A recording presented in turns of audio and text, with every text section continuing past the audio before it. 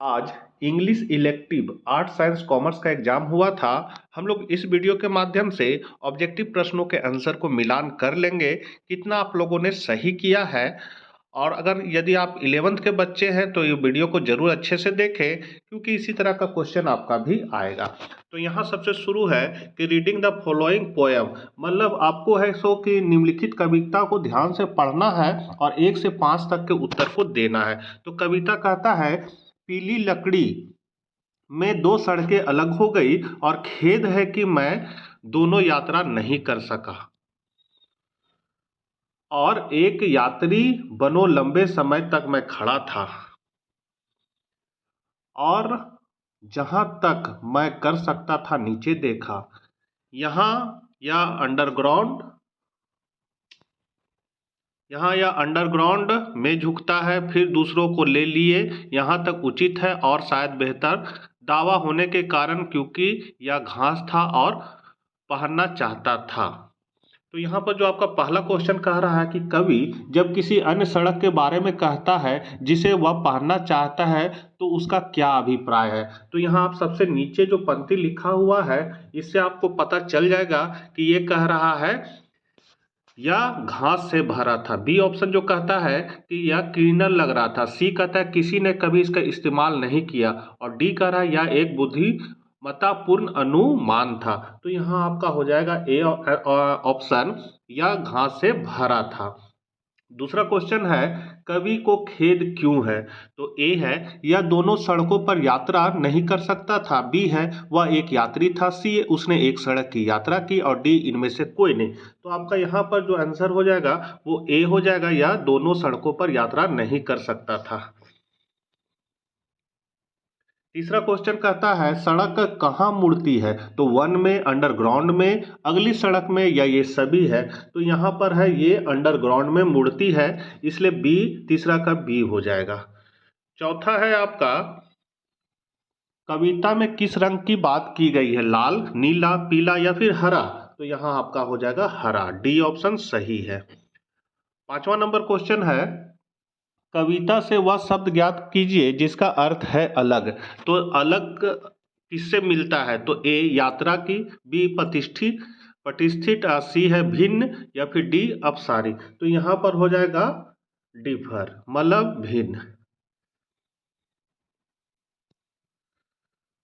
6 से 8 दिए गए भाषण के लिए सही अप्रत्यक्ष भाषण चुने। छठा कह रहा है शिक्षक ने कहा ईश्वर सर्वशक्तिमान है। तो यहाँ ए ऑप्शन है, शिक्षक ने कहा कि ईश्वर सर्वशक्तिमान है। बी कह रहा है शिक्षक ने कहा कि परमेश्वर सर्वशक्तिमान था। सी है शिक्षक ने सलाह दी कि ईश्वर सर्वशक्तिमान है। या फिर डी कह रहा है शिक्षक कहेगा कि परमेश्वर सर्वशक्तिमान है। तो यहाँ पर आपको सही बात को बताना है। तो यहाँ आपका ए आंसर सही हो जाएगा, शिक्षक ने कहा कि ईश्वर सर्वशक्तिमान है। सातवां नंबर है, उसने कहा मैंने नौकरी के लिए आवेदन किया है। तो यहाँ पर ए ऑप्शन कह रहा है उन्होंने कहा कि आपने नौकरी के लिए आवेदन किया था। बी ऑप्शन कहता है उसने कहा कि उसने नौकरी के लिए आवेदन किया था। सी कह रहा है वह कहता है कि उसने नौकरी के लिए आवेदन किया है। और डी है उन्होंने कहा कि वह नौकरी के लिए आवेदन करेंगे। तो यहाँ आपका सही आंसर जो है वो बी हो जाएगा, उसने कहा कि उसने नौकरी के लिए आवेदन किया था। आठवां नंबर है, राजन ने मुझसे कहा मेरा गांव तुमसे बड़ा है। तो ए ऑप्शन जो है, राजन ने मुझे बताया कि उसका गांव मुझसे बड़ा था। बी कहता है राजन ने मुझे बताया कि मेरा गांव मुझसे बड़ा है। सी है राजन मुझसे कहता है कि उसका गांव मुझसे बड़ा है। और डी है राजन ने मुझे बताया कि उसका गांव मुझसे बड़ा है। तो यहाँ आपका सही आंसर जो है वो ए हो जाएगा, राजन ने मुझे बताया कि उसका गांव मुझसे बड़ा था। अब है 9 से 10 दिए गए भाषण के लिए सीधा कथन चुने।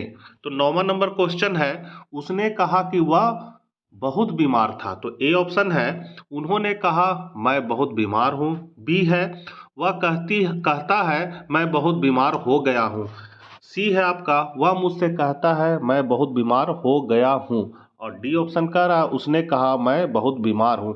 तो यहाँ पर आपका सही आंसर जो होगा 9वां का ए हो जाएगा। 10वां है अब्दुल ने कहा कि उसने यह चित्र देखा है।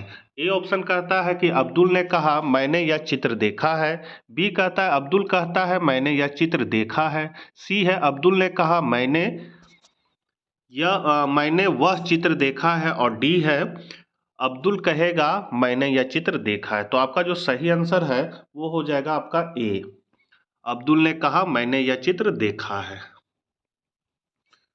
उसके बाद है प्रश्न संख्या 11 से 15। नीचे दिए गए प्रत्येक वाक्य में बोल्ड में मुद्रित क्रिया के साथ एक त्रुटि है। प्रत्येक मामलों में उपयुक्त क्रिया का पता लगाएं। तो जो बोल्ड है उसमें आपको क्रिया का पता लगाना है। जैसे ये बोल्ड किया हुआ है तो इसको पता लगाना है। तो है 11 कहता है मुझे लग रहा है कि सुनीता मुझ पर बहुत मेहरबान है। तो यहाँ किस तरह का है? ए महसूस करना मतलब फील करना, बी है लगता है, सी कह रहा है गिर रहा था और डी कहता महसूस किया था। तो आपका सही आंसर ए हो जाएगा फील। 12 नंबर है उसने सिर्फ पत्र पोस्ट किया। सिर्फ ए में कह रहा है सिर्फ पोस्ट कर रहा है, बी है ने अभी पोस्ट किया था, सी है पद मतलब पोस्ट और डी है ने अभी पोस्ट किया है। तो यहाँ पर आपका सही आंसर डी हो जाएगा, अभी है जस्ट पोस्टेड। 13 नंबर है वह आज बस से कॉलेज जाता है। तो यहाँ पर है चला गया है, जा रहा है, जाओ या फिर चला गया होगा। तो आपका सही आंसर बी हो जाएगा इज गोइंग। 14 नंबर है मेरे भाई आ रहा है, मेरे भाई आ रहे हैं। तो आता है not coming, come can come. तो आपका सही आंसर ए हो जाएगा कम्स। 15 नंबर है वह सुबह जल्दी नहीं उठती। तो यहाँ पर आपका जो सही आंसर हो जाएगा वो हो जाएगा बी गेट्स अप। अब है आपका प्रश्न संख्या 16 से 30। सही विकल्प का चयन करना है। यहाँ से आपका किताब का शुरू होता है। तो यहाँ पर आपका 16 नंबर क्वेश्चन है द आर्ग्यूमेंटिव इंडियन कब लिखा गया था। तो ये जो लिखा गया था ये आपका 2005 में लिखा गया था। 16 का बी हो जाएगा। 17 नंबर है रक्त कविता का कवि कौन है, माने बोल्ड मतलब पोयम का पोएट कौन है। तो इसका जो पोएट है वो है कमला दास। 18 नंबर है डॉक्टर सैलमन शादी में शामिल होने से क्यों हिचकिचा रहे थे। तो ए है क्योंकि वह बीमार था, बी क्योंकि वह अकेले पार्टी करना चाहता था, सी है क्योंकि वह अपने स्वयं के यहूदी आम से दूर हो रहा था, और डी है क्योंकि वह सोना चाहता था। तो आपका सही आंसर हो जाएगा सी।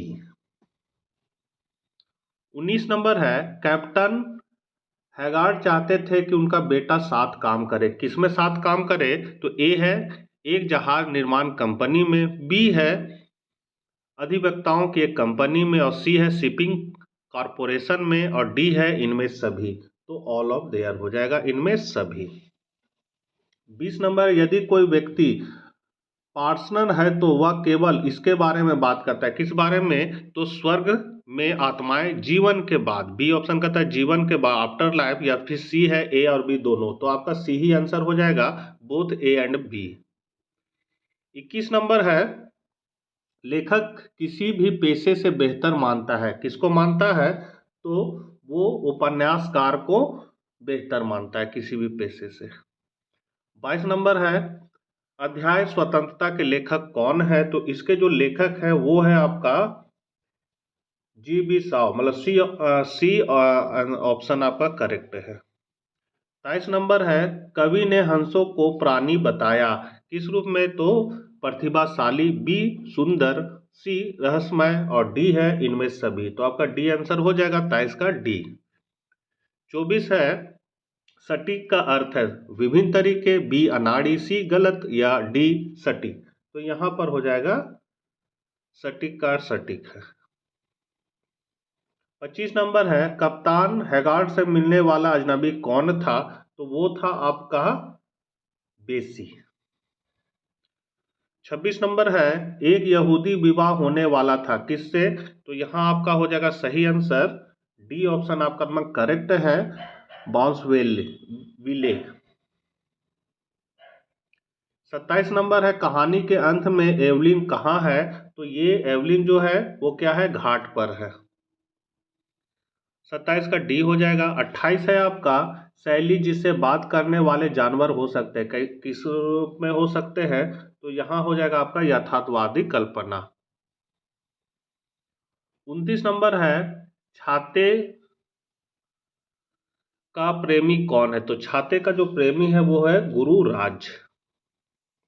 और लास्ट ऑब्जेक्टिव क्वेश्चन है आपका द टाइगर फॉर मालगुडी में कहानी कौन कह रहा है, तो ये कहानी है सो राजा कह रहा है, तो 30 का ए हो जाएगा। तो बच्चों कमेंट बॉक्स में जरूर बताइएगा आप लोगों ने कितना स्कोर किया। मिलते हैं नेक्स्ट वीडियो के साथ। जय हिंद जय भारत।